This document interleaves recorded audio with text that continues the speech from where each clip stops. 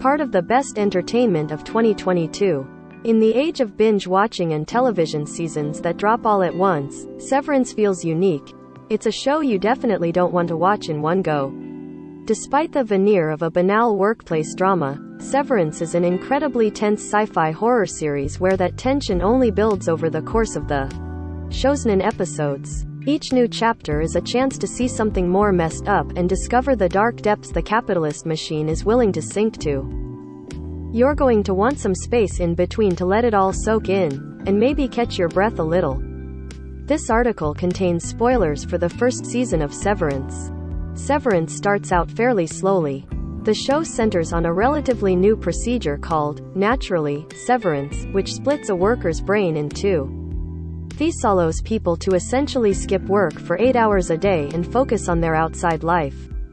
The work self, meanwhile, the two are colloquially referred to as innas and outies, is stuck in a life that is nothing but work. Their entire lives are contained to the office. The technology allows memories to be spatially dictated. Your life and memories are yours right up until you hop in the elevator at Lumon Industries, go down to the severed floor, and get to work. From that point on, your time and memories belong to your innie, and to Lumon. Related. The weird computers and claustrophobic hallways of Severance. We're introduced to the concept through Mark, Adam Scott. On the outside, Mark is grieving the loss of his wife, and he signed up to be severed in hopes of avoiding those feelings for at least part of the day. On the inside, he's the chipper department head of the macrodata refinement division at Lumon, where he and 3 other employees, Dylan, Zach Cherry, Helly, Britt Lower, and Irving, John Turturro, spend all day long doing something. It's never actually clear what their job is, though they're reassured the work is mysterious and important. It mostly involves finding scary numbers on a bewildering grid. Initially, it's easy to see the appeal of severing. Work sucks. Who wouldn't want to cut that drudgery out of their lives and focus on the good parts? But it quickly becomes clear just how untenable the solution is. For the innas, it's an actual nightmare. Their lives exist only within the dreary walls of Lumon's basement. When they leave work, their next memory is of arriving the next day. They feel the effects of sleep, but they never experience it themselves. Things get so bleak that collecting office trinkets like Lumon-branded finger traps becomes an actual incentive. At one point, a contraband book of New Age philosophical gibberish makes its way into the department, and the refiners treat it like the most important piece of literature ever written. After all, when the only thing you've ever read is an employee handbook, anything would be good by comparison. The sense of discomfort, and, eventually, outright terror, grows as the show progresses, and you learn more about Lumon and what life is like in the basement. The company itself is a bit like if Amazon was run by Scientologists, only a lot more evil. We're told that it's a pharmaceutical company with its hands in a lot of different industries.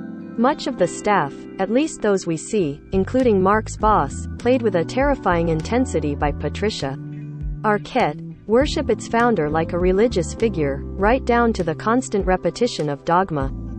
In the optics and design division, you can find among other disturbing Romantic-era style paintings of interdepartmental wars, a version of Wanderer Above the Sea of Fog, featuring Lumon founder Keir Egan staring out into the great unknown. Severance thrives on mystery. Like Lost and Yellowjackets, it's a show that loves to toss inexplicable curveballs at viewers that are sometimes explained, sometimes not. In Severance, those strange twists are often the reason for the steadily creeping sense of dread.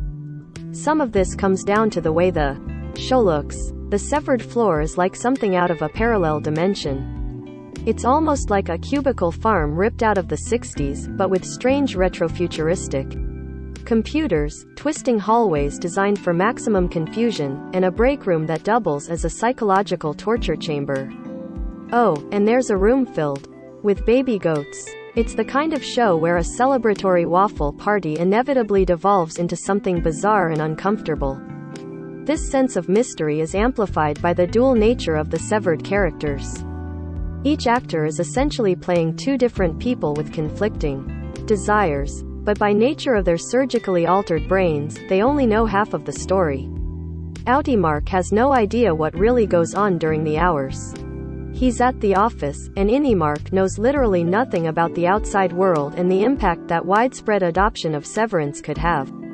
You may be confused while watching, but the characters in the show have things much, much worse. I should also note that Severance's creators have a clear love of artful cliffhangers of the not Penny's boat variety. This extends to the finale, which, while answering some important questions and offering some explosive revelations, also leaves a lot to be uncovered in Severance's recently confirmed second season. You may shout at your screen when the credits kick in. Put it all together, and you have a show that paints the darkest possible portrait of how mega corporations think about and treat their employees. We've all seen stories of what tech giants try to get away with in the real world. Severance posits a future where they can do literally anything in secret because employees have knowingly signed up to be lab rats. If things go Lumon's way, no one will ever know about the goats or the break room. That tension and terror are worth it, though. The first season of Severance is stressful, but it's also a lot more fun than a Lumon-allocated music dance experience. The first season of Severance is streaming now on Apple TV+. The best entertainment of 2022.